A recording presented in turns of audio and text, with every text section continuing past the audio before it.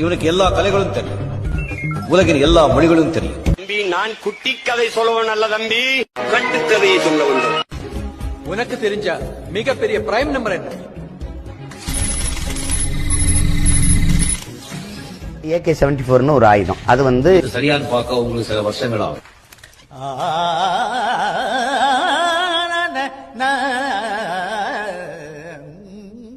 நாட்டுக்குறிஞ்சி பாடுறேன்னு உசேரி போயிட்டீங்க.